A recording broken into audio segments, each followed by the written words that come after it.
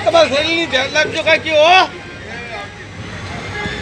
કાકી ટેમા દવા દેતા રહેજો.